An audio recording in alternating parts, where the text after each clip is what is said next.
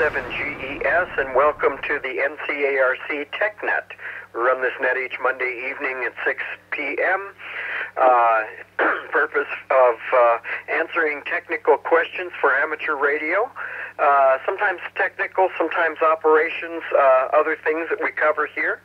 But it's a place hopefully for learning, for getting help and answers to questions. You can access us, of course, on this repeater.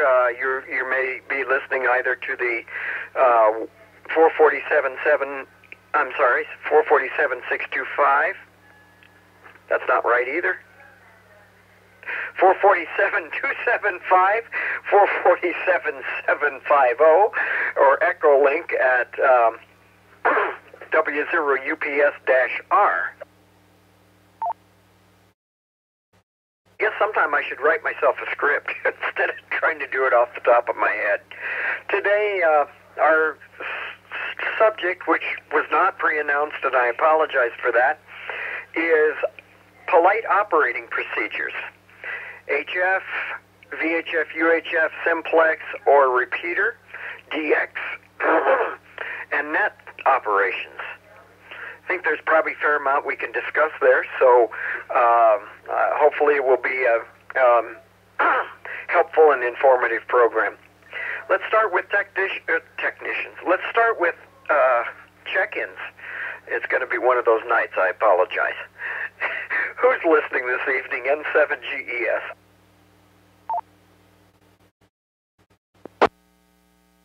Kilo Echo 0 Sierra Oscar Romeo Mike Al Canyon.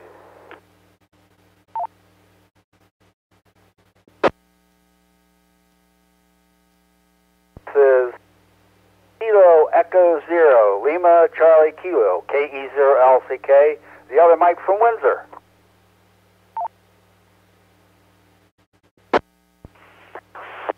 KF India Charlie Mark in Loveland.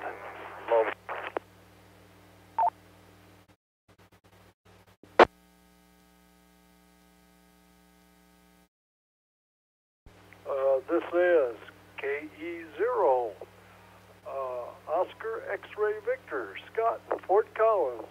Good evening, Kevin. Good evening, Ned.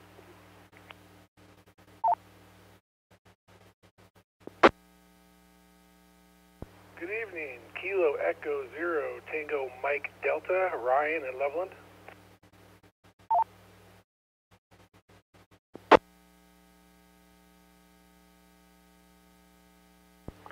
Kilo Alpha 6 Echo Tango Echo Jim Loveland.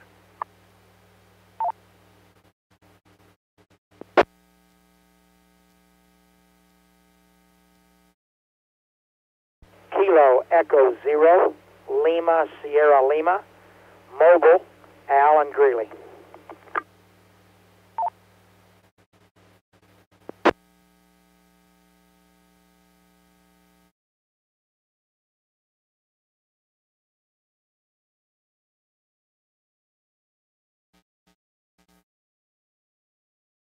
Okay. Go through who I got here. KE0LSL, KA6ETE, KE0TMD, KE0OXV. Mike, did I hear you in here, KF4DUS? Yes, you did. Okay, that was good. It was a double, so I was sort of thinking I heard you right there. And I'm guessing you won't be with us the whole net here. Hopefully you're on your way to Longmont. Yes, I'm in Longmont, but I do have a comment to make about polite operating procedures. Okay, excellent. We'll get to you first then. And then W2MIC, KE0LCK, KE0SOR. Thank you very much. Others, please. This is Kilo Delta 0, Uniform Sierra Bravo, Mike in Bellevue.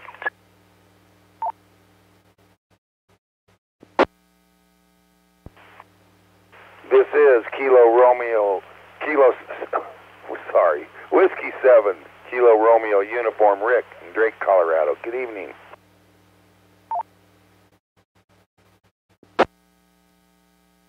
Good evening, Kevin. This is Whiskey Zero Alpha Sierra Papa, W0ASP.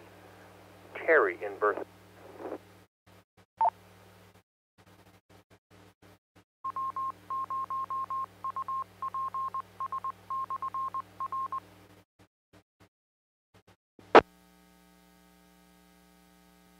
This Alpha Echo Zero Charlie Foxtrot Ben Warhol.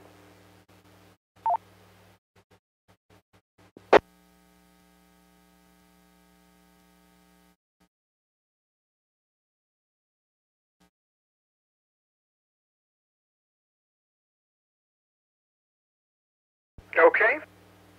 We'll take who we have this time around, AE0CF, W0ASP. Rick, let me make sure I got this. That's okay. You're having the kind of evening I am. W7KRU. Is that correct? That's correct, Kevin. Thanks. Sorry, I shouldn't try to do two things at once. Hey, I was trying to do one thing at once and still messing it up. KD0USB. Mike, it's good to hear you. It's been a long time. I'm glad to hear you on the air there. Anybody else before we continue? This is November 6 Delta Alpha Tango N60AT Josh in Fort Collins.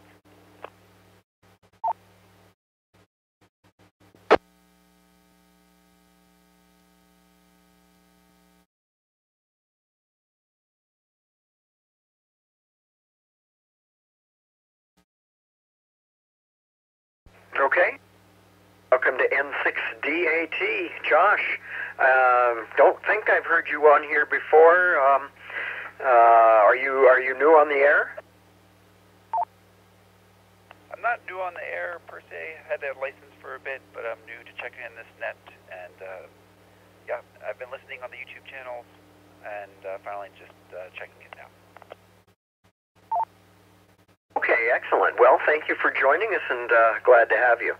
Okay, I'm going to get into the topic before Mike has to leave us. So, KF4DUS, what do you have for us this evening?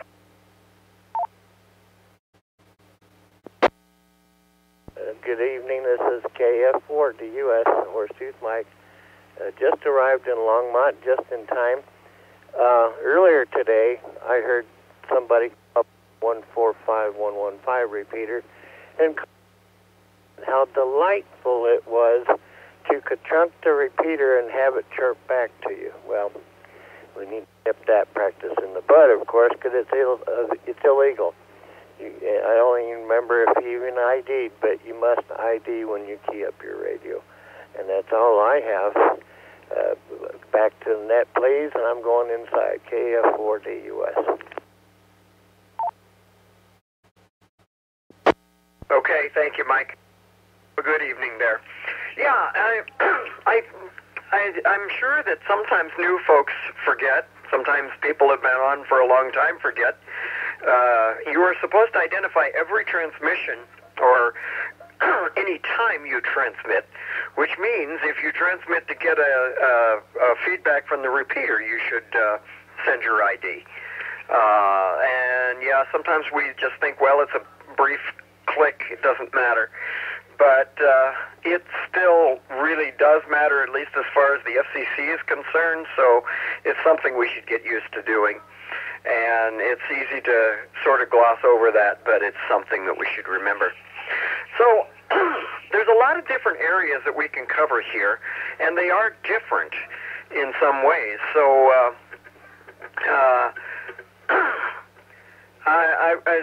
I guess I would like to just ask for some comments first, and then maybe later we'll break it into bands and modes and cover specific areas. So anybody want to make a comment before we actually start going into specific areas of radio? Give me just your suffix and I'll recognize you here.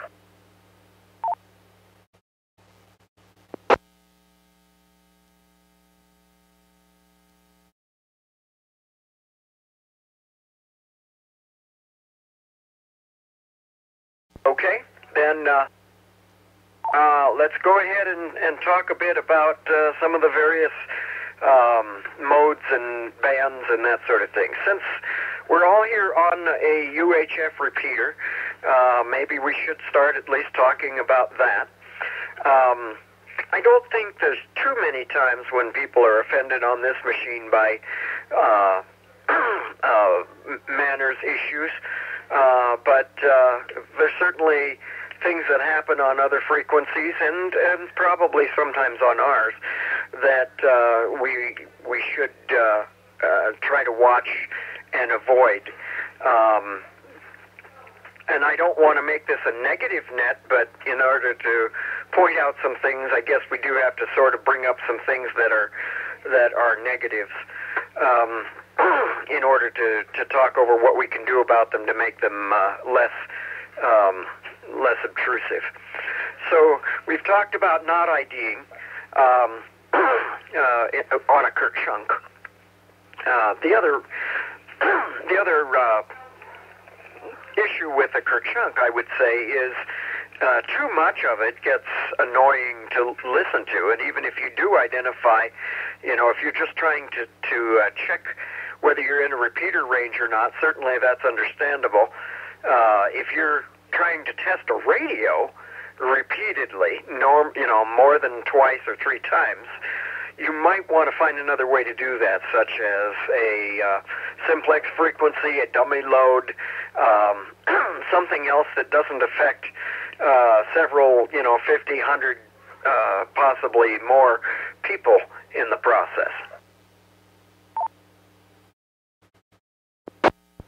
Another point I'll just add, since we're talking, and all of us probably are guilty of talking too long sometimes, and the repeater timeout is not really set to remind us or prevent that. It's more of a protection for the machine, but it does kind of help to remind us if we take our finger off the mic button long enough to notice that it's no longer there. But it's good to make sure that other people have a chance to chat. And if our transmission is too long, ideas go by the wayside. This isn't the case with HF, but it is more, I think, acceptable to more people on VHF, UHF if we try to keep things a little shorter, especially on a repeater situation. Let me reset.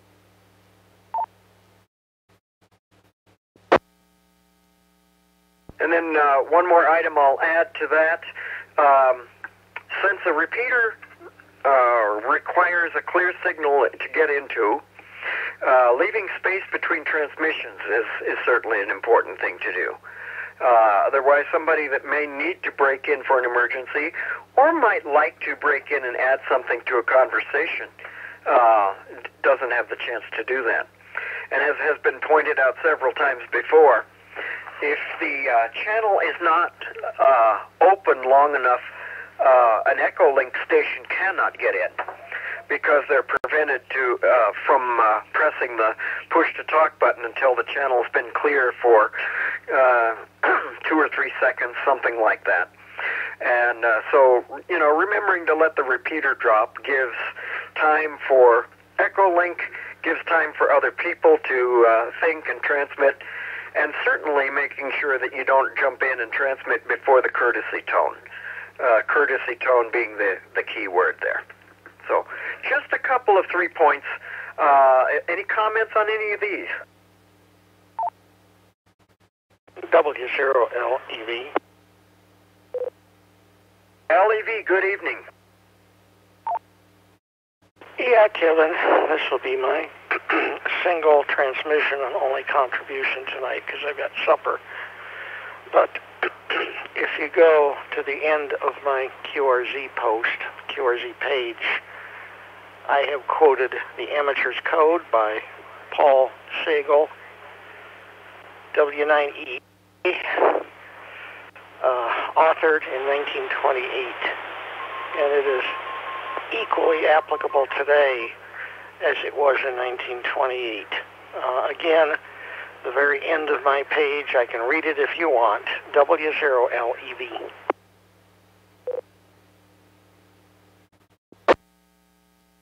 Since we're doing a chat about all of this at this point, do you mind just reading it real quick? No, no problem. The Amateur's Code. Number 1, consider it. Never knowingly operates in such a way as to lessen the pleasure of others. 75 meters, 144.2 every morning, blah, blah, blah. Loyal. You should keep the editorial out of this. Loyal. Offering loyalty, encouragement, and support to other amateurs, local, and clubs. And the Amateur Radio Relay, American Radio Relay League, through which amateur radio in the United States is represented nationally and internationally. Progressive, with knowledge abreast of science, a well-built and efficient station, and operation beyond reproach. I think that means, and this will be an editorial, understanding the technical aspects of the hobby which your license exam should have reflected. Friendly, with slow and patient operation when requested, friendly advice and counsel to the beginner, kindly assistance, cooperation, and consideration for the interests of others. These are the hallmarks of the amateur spirit. Let me reset. Balanced. Radio is an avocation, never interfering with the duties owed to family, job, school, and community. Last of all, patriotic, with station and skill always ready to service to the country and community. Again, these are posted at the end of my QRZ page, W0LEV. Okay, Dave, thank you, and enjoy your supper there. Thank you. This is N7GES with the NCARC TechNet. Not necessarily a technical topic this evening, but still an appropriate one. Yeah, I think we'll all agree that pretty well covers a lot of things on any and all modes and bands. And so I think, just to talk about some specifics to help remind people about that sort of thing. And let me mention one other item. Usually there's not a lot of trouble with this, but I have run into a few people that are very, very reticent to receive any kind of constructive criticism from someone else, or advice, or reporting of a problem with their communications. And I do that. I offer that to people, and I offer it not to be better than somebody else or anything like that, but as a way of letting people know that there might be a problem that they might want to look at or check on so that their system will be better. And I just want to say I think that that's appropriate. It was addressed in the Amateur's Code, advice to newcomers and other operators. And so I do hope that if you hear something on somebody's signal that might be a problem, kindly mention it. But also, if you receive some comment from somebody, and hopefully it was delivered in a polite, well-meaning manner, don't feel frustrated by it. Just use it as a way to check your station operation and see if everything is okay or whether you possibly might have a problem with a piece of equipment. Okay, other comments from people at this point?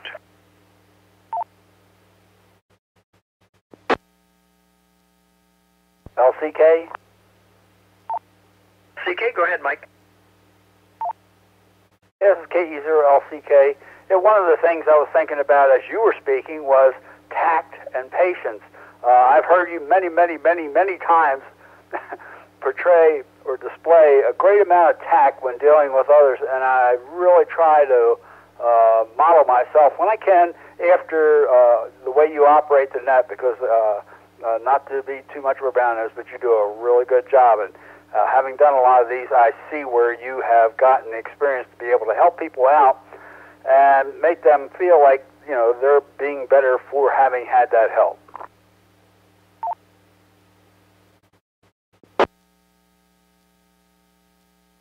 Well, thank you very much for that. I appreciate it. I do try. Anybody else with comments at this point?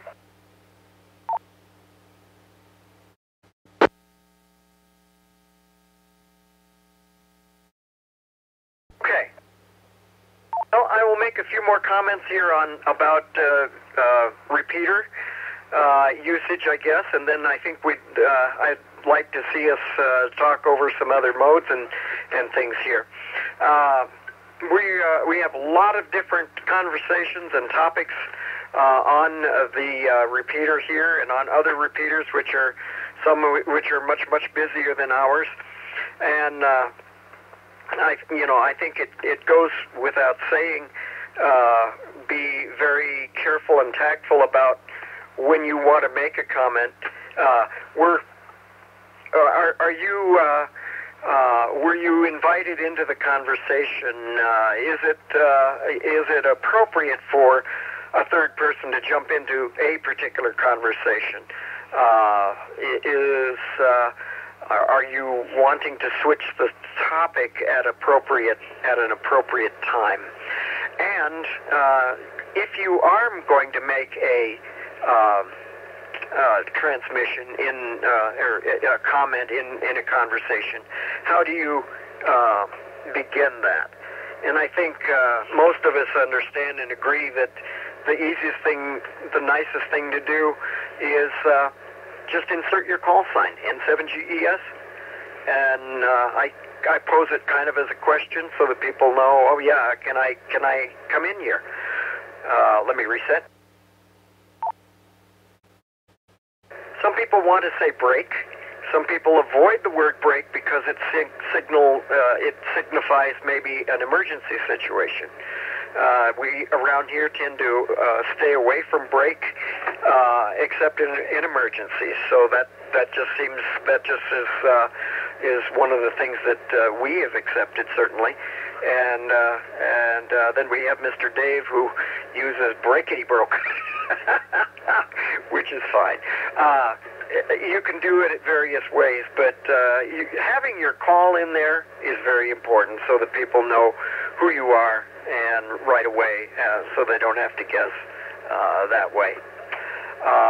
And that is part of what the courtesy tone is for. There's a slight break there where somebody could throw a call in, just a call and nothing more, in order to try to add to a conversation that's going. Any comments on that? I don't want to do the whole net here myself, but I do want to at least try to inspire some conversation. So I will move on to some other topics, and we'll see what happens. Before we leave repeaters, there's also some chat about when you want to indicate that you're listening. N7GES listening, N7GES, N7GES monitoring the 447.275 repeater. There's various ways it can be done. What's the most appropriate? I don't know that any of those three things is inappropriate.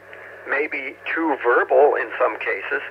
But some people appreciate having the repeater frequency mentioned in case they're scanning, so that they know which repeater the call came in on. I pay attention to the courtesy beep to know that, but some people are not able to do that, and that's fine. So a little extra help that way is sometimes a very good thing. Okay, let's move on to VHF and UHF Simplex. before we move down to the HF bands, which again is quite different.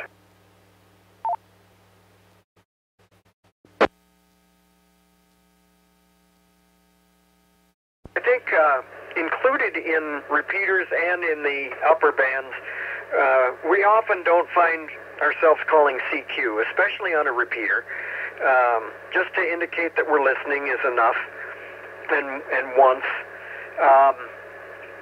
On a Simplex channel, we might do a little more than that.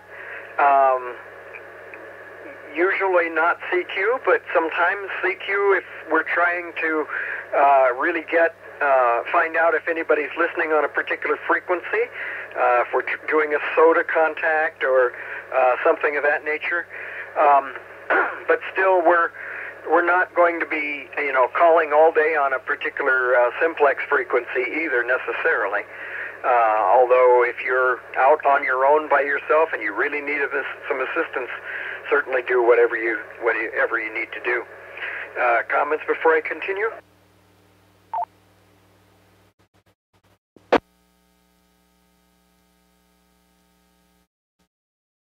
One of the difficulties with Simplex communications is that not everybody hears everybody else at times. You may be on one side of a powerful station and somebody else is on the other, equidistant away in the opposite direction, and perhaps the two of you can't hear each other, but the station in the middle can communicate with both of you. If you hear somebody talking and you only hear one side of the conversation and you'd like to say hello, that's probably fine, but you want to be very careful about how you do that because you may be interfering with what the station in the middle is actually able to hear and the conversation that's going on. So I guess my suggestion would be, after you hear the other station, the station in the middle talking, and he releases the mic, throw in your quick call like you would in a repeater, and then wait. And you may have to wait quite a while if the other person on the other side is talking a bit lengthy. But wait and let the station in the middle recognize you, and you might have to do that a couple of times depending on the situation. But be patient and wait for that recognition to come.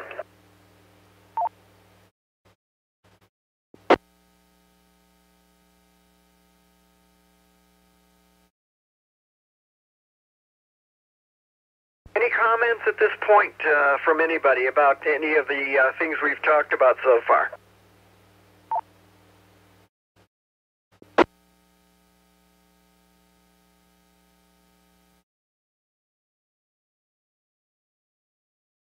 Okay. Let's talk about HF a bit then. And, then we can come back around and visit any of these other topics afterwards if things come to you. So, I'm not running a quiz. I'm not going to ask questions, but I always appreciate comments and responses from people. HF is a very different band and feel from what we do up here. Sometimes you'll find conversations going between 3, 4, 5 people, and you may hear some of them, but not all of them. So it's a similar situation to the Simplex situation I just mentioned a few minutes ago. I think the first thing I would say before anything else, and this applies to joining a conversation in a repeater on Simplex or on HF or anywhere, is listen for a good spell before you think of jumping in, because it may be a situation that you might not really be welcome to, such as a private net, or not private net, but a net for a specific purpose or something of that nature. So listen for a while, both to see the topic, to see who's involved, what's the purpose of the conversation, and who can you hear in that bunch. Let me reset.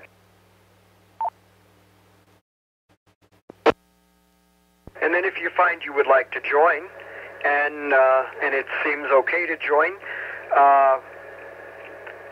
Follow somebody that you can hear and throw out your call and wait and see if you've been heard. And if it comes up total silence after that, just remember somebody else is probably talking, and you don't want to throw out a call again because you'll be stepping on somebody and not even know it.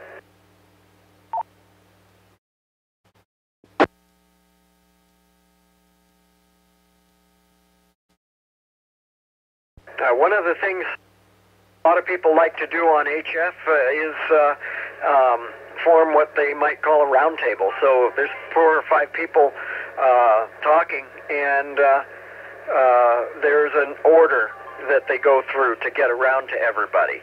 And we do that here on the repeaters sometimes as well, and it sort of has to be started by somebody, and it sort of has to be kept up by everybody as much as possible. And occasionally it doesn't stay in order, but if we try to stay in order, then people don't get left out. So you know who you follow, and you know who comes after you, and you can call that person to help get the conversation going to the next person. So that's quite often used on HF, I believe, and at least by the operators who are trying to be welcoming and courteous, certainly.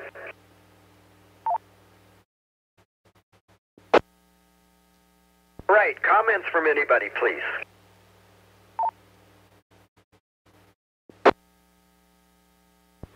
WA5 VRL. Good evening, Willis. Join us, and what would you like to add here? Oh, I'm working on the computer and listening in the background, but when you mentioned the round table on HF, there's one other aspect to that seems to have somewhat been lost over the years. As the round table group grows from 3 to 5 to 7 people or whatever, pay attention to how many people are in there and limit the time that your transmission takes so that it doesn't take half an hour to get back around to the first guy again. That's all I had to add in. Over.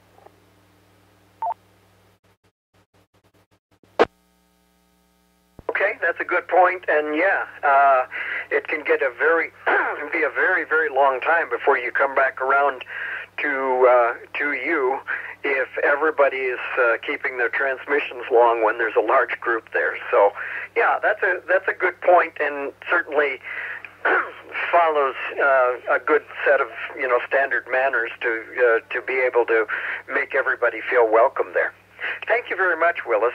Anybody else comments?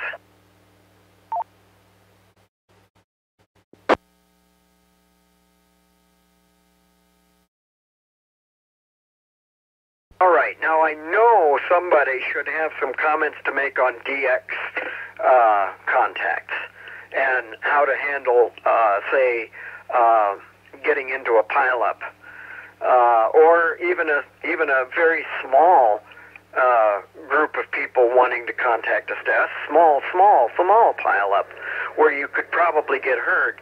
But what's what are the things a person might do to make that a friendly, polite situation for both sides?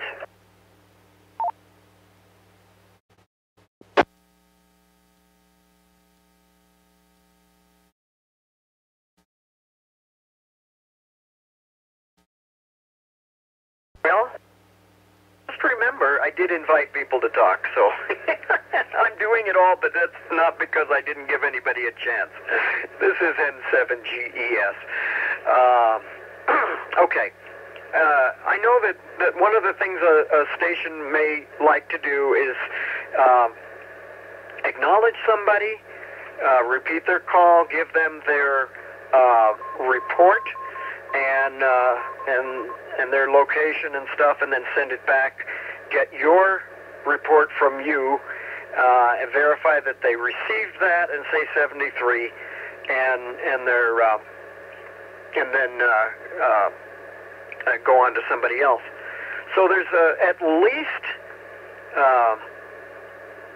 at least two parts to your contact, or three maybe you might say. His call, your response, his response to you, your report to him if you haven't already given it, and verifying that you got his info and the 73s. If you don't get all of that, then somebody is short getting their verifying that they got a full contact. Okay, that's my view on it. Does anybody have additional comments or corrections for me there?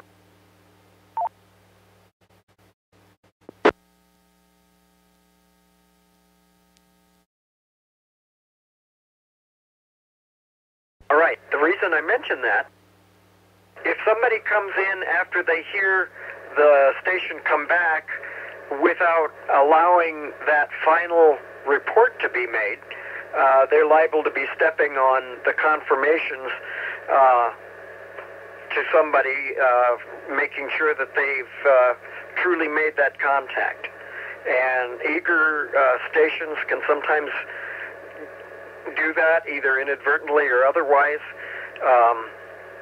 So it's just important to make sure you listen to, and I should say before all else, as I've said in some of the previous topics, listen first. Listen. Make sure you know what's going on, how it's going on, and then jump in when it's appropriate to jump in, after you know how they're operating.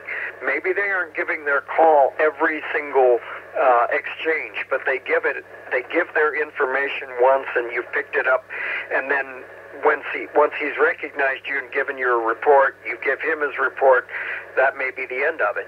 But listen to how he's operating before you jump in and operate in a way that he's not operating, or make him repeat things that he shouldn't have to repeat if you were able to truly hear it. Comments?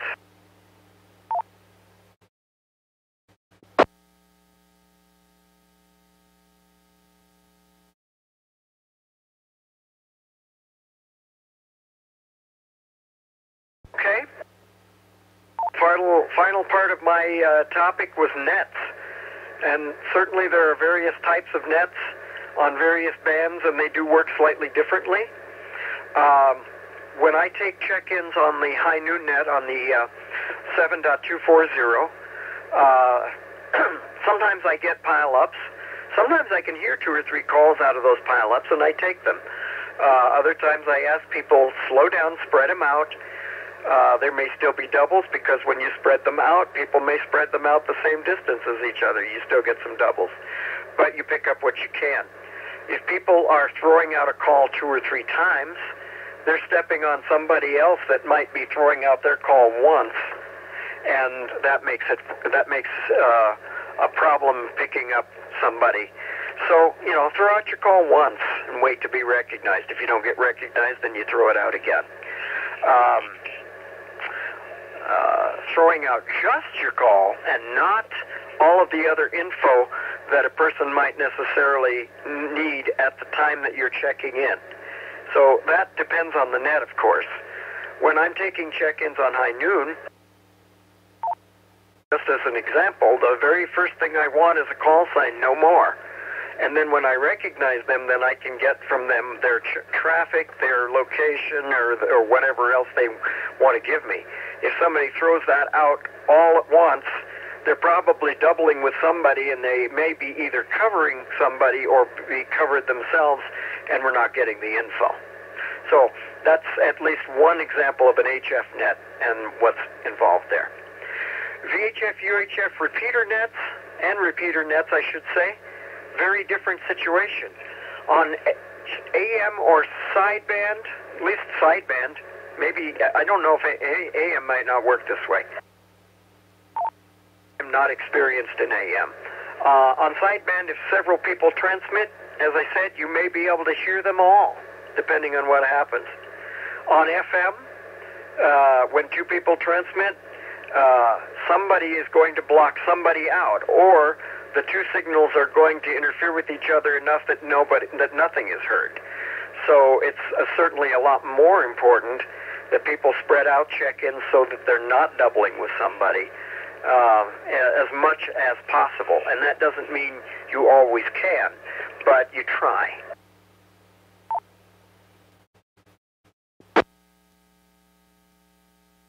There's some debate on whether people should use the "this is" click off and then click back on N7GES because we do that because we want to hear if we're doubling with somebody. However, some repeater systems don't like being keyed up quick and released quick and then rekeyed again. These aren't usually a problem. Our machines are not usually a problem that way, but the Colorado connection at least used to be. And other systems that are multiple repeaters connected may be a problem that way. But the other problem is there may be a whole bunch of people that say "this is" and release and will never hear each other either. So it may help, but it may not. So just be aware that if you do that and you don't hear anybody, it doesn't necessarily mean you're not doubling.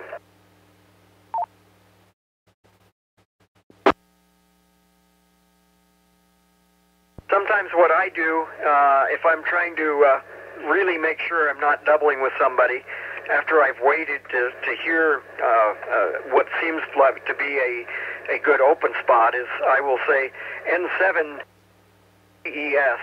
releasing between part of the call. That may or may not be the greatest idea in the world, depending on how your radio functions and how careful you are with your mic button to make sure you get it back down so that things happen. But that's just something that I do occasionally. And again, it's one of those things. It may or may not be the best idea in the world, but it seems to have served me okay in most cases. That way, I haven't put too much I haven't stepped on anybody too much if I jump off and have to get back in. It of course, also doesn't totally take away from the situation of the "this is," as it's still possible to double, but at least, everybody's making a good attempt not to double that way. K0PRB. Good evening, Phil. Go ahead. Yeah, consider me and Luann a late check-in, K0LAO and K0PRB.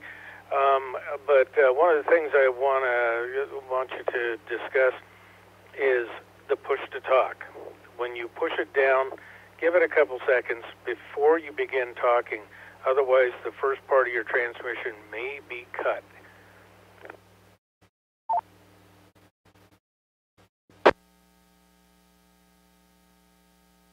That's a good point. Some of us are awfully quick to talk when we push to talk. Sometimes we know our radio starts right away, but the repeater may not start right away. There's all kinds of different situations. But it's very, very easy to push the button and be talking when the button goes down and you miss part of a transmission. Started talking like I just did that time. If I started talking when I pushed the button down, you're not going to hear the beginning of my word there, and you may not understand what I've said. If you give a one-word answer and you push the push to talk late, there's an almost guarantee that somebody won't understand what you've said, such as yes or no. There may not be enough left over to get the info from that. Good point, Phil. Thank you. Oh, you bet, Kevin. And it's very big on call signs. So a lot of people will key up at the same time they're putting out their call sign, and the entire prefix is missed with the call sign, and so then you end up having to repeat it. So it's easier to just wait a couple of seconds, give your call sign slowly and in ITU phonetics when necessary, and then just take it from there. It's always a pain in the keister to have to repeat it over a couple times. Back to the net. VRL. BRL, go.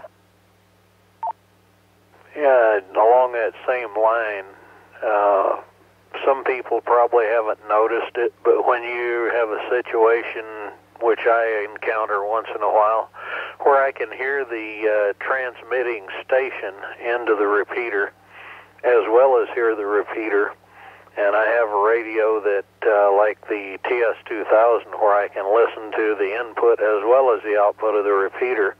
I've noticed that when they switch from analog style controllers to this digital stuff, there is a huge delay between the input signal and the signal coming back out.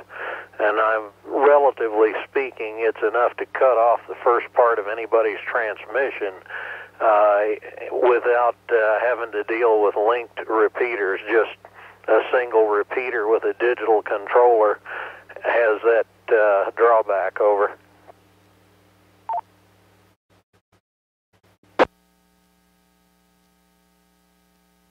Okay, yeah, that's a good point.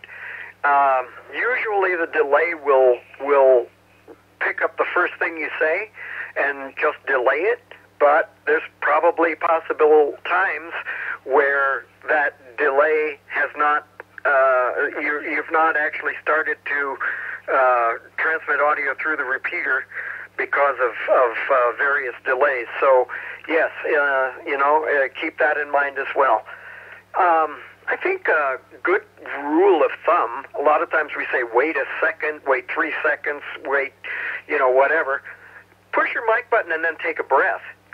Don't take your breath and be ready to spout off everything when you push your button. Push the button and then take a breath and start talking. That time gives everybody enough time to begin to get ready to listen, and it doesn't take that long. I'll just demonstrate once real quick here. So I gave just a little bit more time because I took my breath as I was pushing the mic button. I still could have done a little bit better probably and pushed the button and then taken my breath in. And we're not going to get that much air noise unless you've got your mouth in your microphone straight on. And we've talked about that as well. It might not hurt repeating, but we'll get there in a minute. So give the push to talk a little bit of time to get engaged, and the repeater to get engaged, and everybody's ears to get engaged. If you have a Yaesu radio, and it has wires on it, which I think most of them do, at least the newer ones, if the wires mode is on, you'll lose about the first 3 to 4 seconds of a transmission. And so if you're not getting understood repeatedly, check your wire situation and make sure it's not on. And if it is and you don't know what to do about it, press your mic button, count 1, 2, 3, 4, 5 slowly, and then talk. And then maybe you can get some help to get wires turned off again, because they do cut at least 3 to 4 seconds out of the beginning of a transmission. This is N7GES, and this is the TechNet. Anybody else have comments at this point? K1DEG. Good evening, Mike, and welcome. Go ahead. I just wanted to say, I usually, and yes, I do not always do it, but I usually follow the method of push the button, bend your elbow, and start talking. If you follow that line of process, it usually gives you enough time for the radio and the repeater to key up.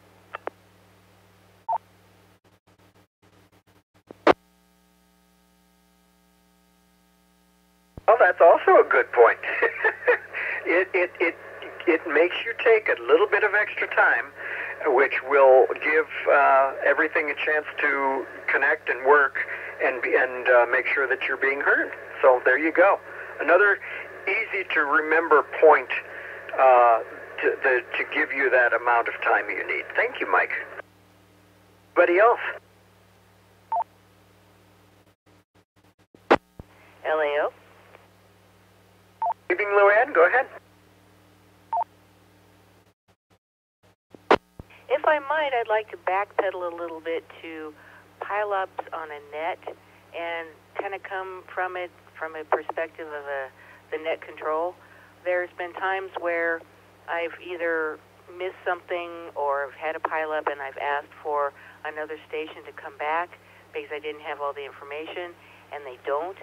So if you're on a net and you've checked in, please pay attention to your net control, because you might have given them all the information, but they might not have all got it down on paper.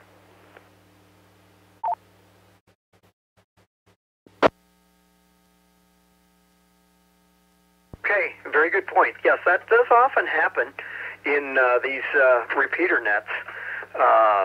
Invariably there's going to be a pile-up. There's going to be a double of some sort.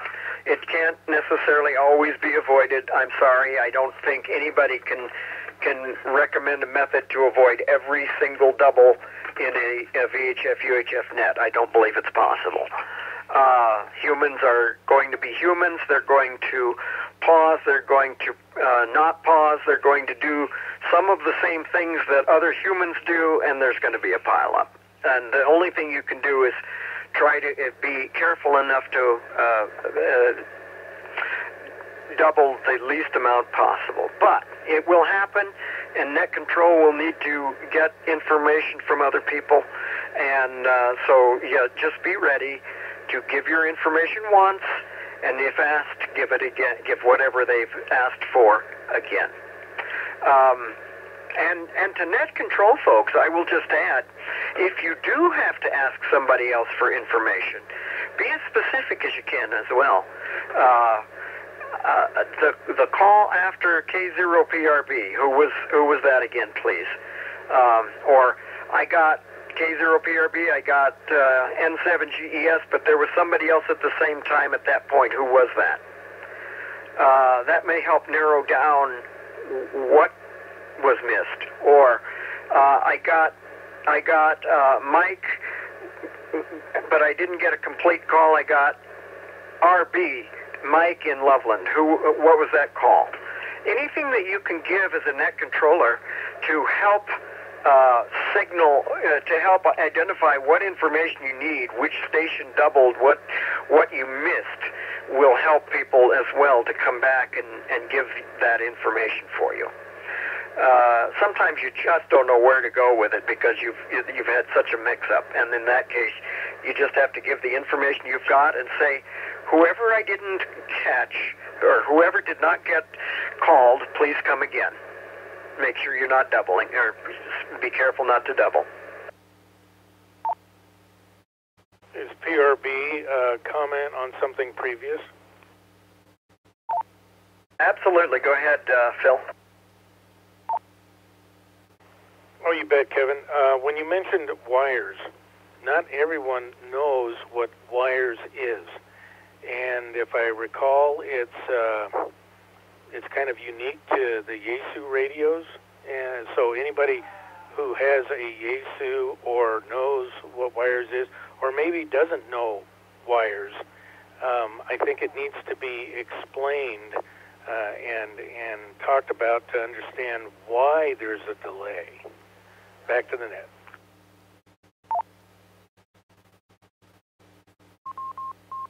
Okay, this is N7GES. I don't necessarily want to go into what wires is, but I think you're right. It's very appropriate to explain what it does to your transmission. And it's very strange.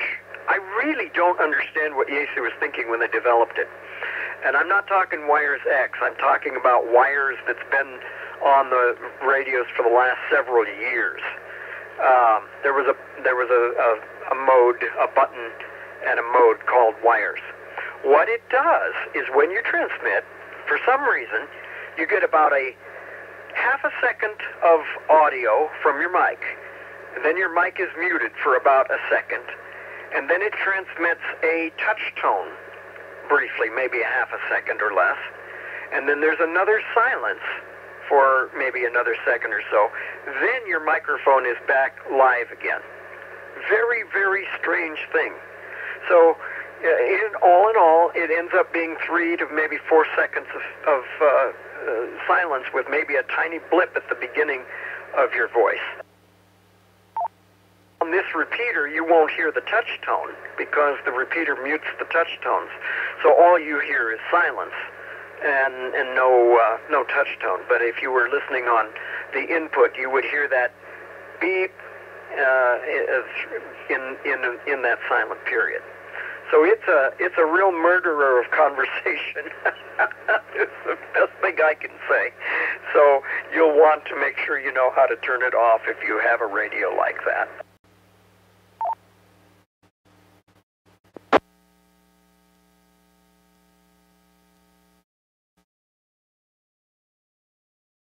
Right. Other comments anybody would like to make along these lines? Any of these topics? Courtesy and polite operations on amateur radio. DC question. Is that Rob, RDC? Good evening, Kevin. W0RDC. Late check-in anyway. I've been listening for a little while. And, I'll go back with what Luann was saying a little bit about piling up and when we're checking in. Is there a recommended method or technique to prevent doubling while checking in from a net controller's perspective? W0RDC.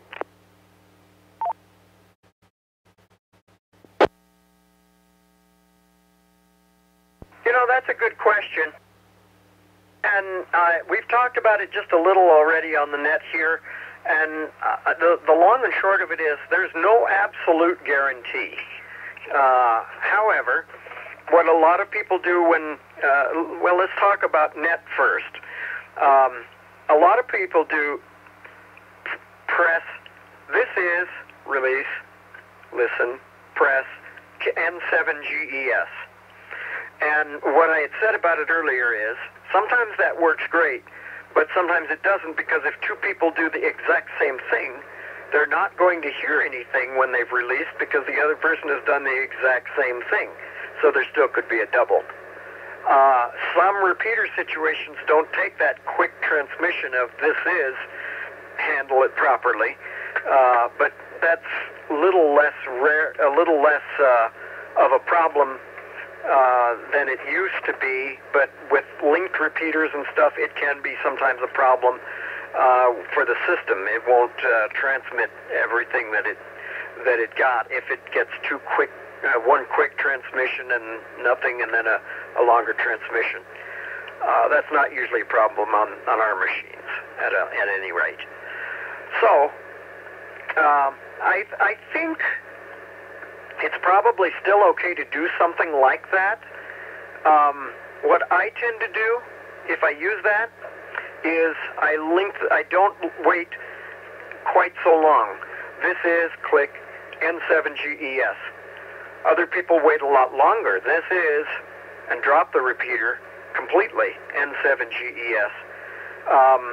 That's probably also fine. There might be a situation where somebody wouldn't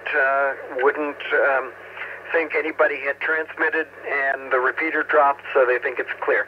I think anything you do is could potentially still get you doubled, but at least if you're trying to listen for a quiet spot, then make your quick transmission and release if you choose, and then make your call. Any other comments or anything from net controllers or anybody else on that aspect of it?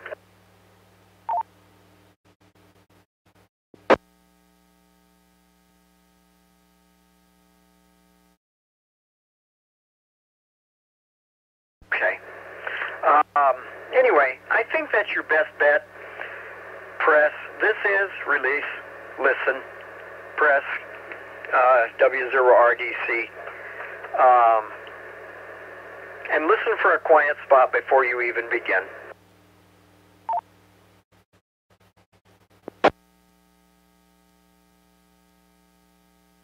Okay, appreciate it there, Kevin, and I think it's a technique. Certain things that, like you say, you can't prevent everything, and all of the pile-ups in there, but we try to do the best we can to help mitigate those situations. Anyways, appreciate it there, Kevin. I'll turn it back over to you there. W0RDC, thanks.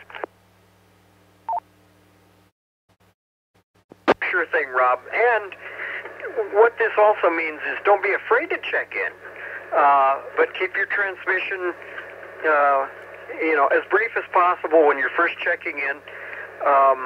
If it's this is, and you listen, and then you W0RDC, no traffic, or W0RDC, Rob in Owl Canyon, no traffic, and you release quickly, and you'll know if you've doubled, because you'll probably know if you doubled because you'll hear somebody else there. There are rare occasions when two people double the exact same length of time and nobody knows it except the person listening. So it can't always be avoided, but you can at least do the best you can.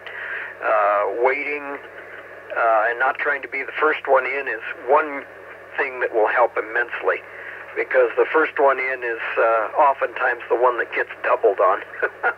We're all so overeager sometimes. This is N7GES. Any other comments or questions?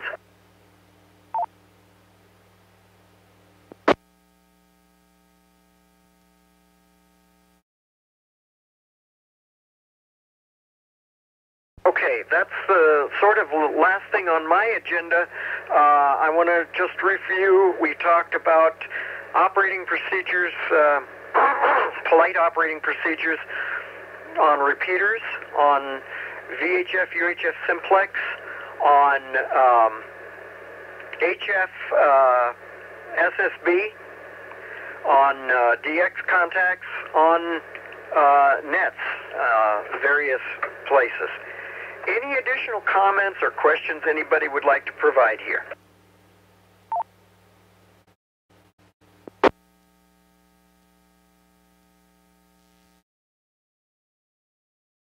All right, then I will open it up. Any other technical or amateur-related questions that anybody would like to ask? Not necessarily on this topic, any topic.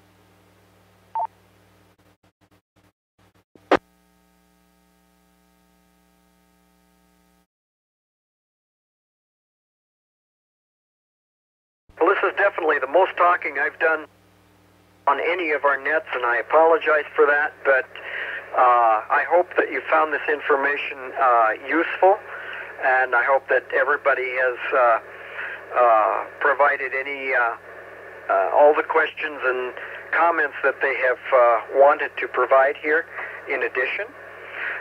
Let me talk about next week's topic then. Towers, erection, safety procedures, equipment needed, ground crew, what needs to be prepared, and what do you do to keep from doing yourself in or doing somebody else in when working on your tower. This was a topic brought to my attention a couple of weeks ago, and I don't think it's ever been discussed on this net, and I think it might be worth the time spend to do that. I'm hoping to get several folks who have done tower work or been involved in tower work on the net to talk about some of these things, and hopefully to just provide a bit more information to people who might be thinking of putting up a tower, what they're going to need to be concerned about.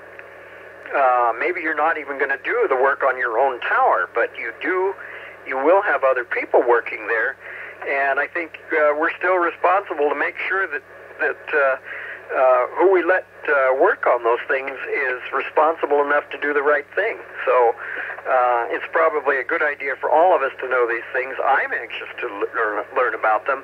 I've never been up a tower before, so it's going to be a learning experience for me.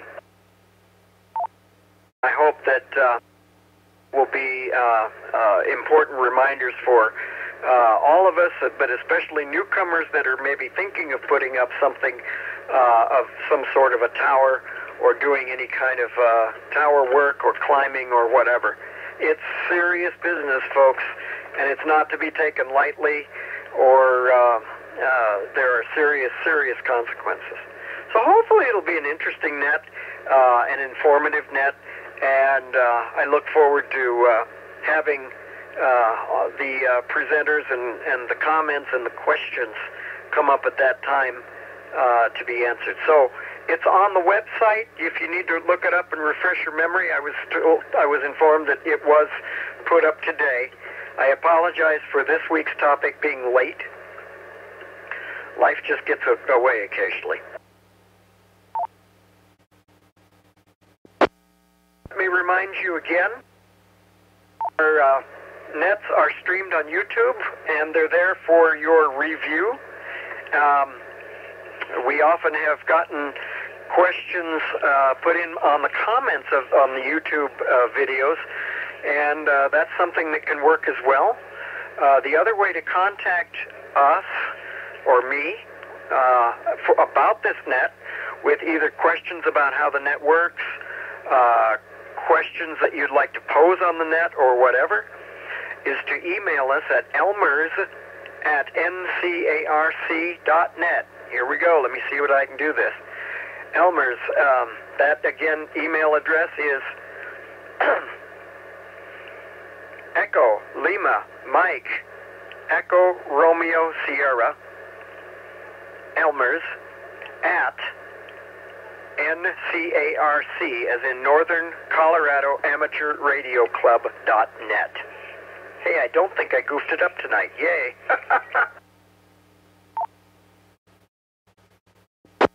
Well, again, thank you for being here. Thank you for comments, making comments and suggestions.